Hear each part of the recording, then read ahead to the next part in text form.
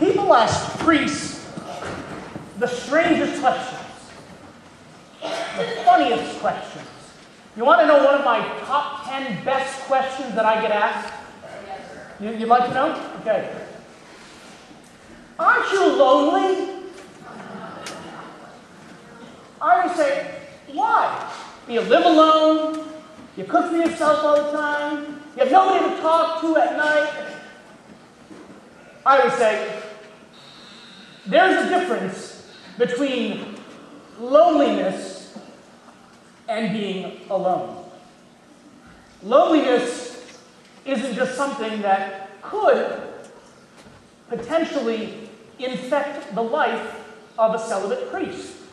I know priests who indeed suffer from loneliness. They've isolated themselves. They put themselves in their own little world. But guess what? I also know married couples who live together under the same roof who suffer from extreme loneliness. I know other people who are single and live by themselves, who are likewise those who suffer from loneliness. But at the same time, I also know people who live alone or who live together who enjoy time alone. It's in our alone time when we can commune with God, when we can pray and reflect. It's in that stillness, it's in that quiet that we can actually be attentive to the Word of God. But that first question that I love so much, aren't you lonely? I've been thinking about that question quite a bit recently, actually. And I want to share something with you. I want to share with you something about my own life. I think it's important that, as we develop a relationship, a spiritual relationship, that you get to know about my past. One of the things that is a part of my past is the fact that someone I loved very dearly was an orphan. My maternal grandmother was abandoned when she was a day old by her parents. They left her at an orphanage in Fall River, and she was raised by an order of religious nuns. She never knew her parents. She didn't know if she had brothers or sisters. I know I'm not the only one who might know an orphan. Unfortunately, and this is where immaturity comes in, my grandmother died when I was 16 years old. And I wasn't mature enough at that point in time. I would love to go back and ask my grandmother, were you resentful towards your parents? Were you lonely in that orphanage? Think about it. My grandmother was abandoned by the people who brought her into the world. Parents, you know that your children are a gift from God. Yes, I know sometimes they drive you crazy. And they have in the past and will continue to do so. But they are a gift from God. You welcome them with love.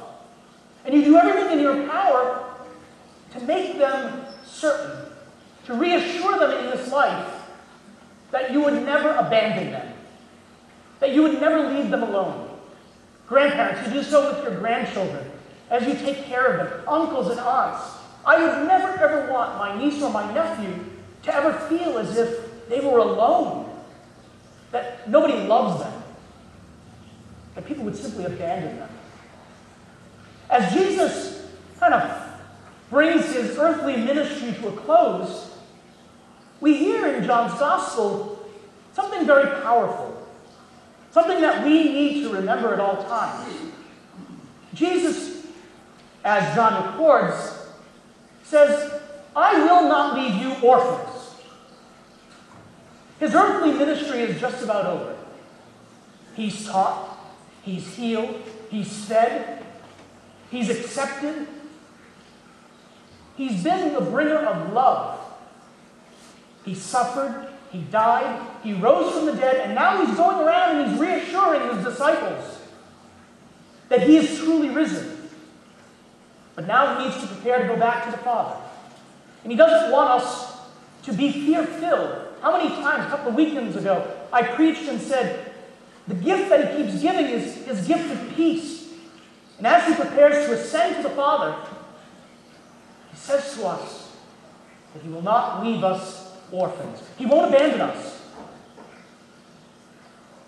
The second Sunday of Easter, it was the 4 o'clock vigil mass. There was a parishioner sitting right about here in the first row. And she said to me after mass, I noticed she waited, and she never does, she always scoots out that way. She said to me, she said, Father, you see that fountain over there? I said, yes, I do. She said, can you please turn it off? And so I simply said, why? And she said, because as I hear the trickling water, I want to trickle downstairs. I said, point well taken, but no. I will not shut the fountain off, because it's our reminder, because of the living waters that we drank on the day of our baptism. It's in the spiritual nourishment that we gather here to receive tonight, that we can be reassured that Jesus will not leave us as orphans, that we will not be left alone. Because sometimes we can be led to believe that we are alone in this world, that we suffer alone, that we go it alone. We can sometimes feel abandoned by those closest to us. And sometimes, in point of fact, those closest to us turn their backs on us. It happened to Jesus, didn't it?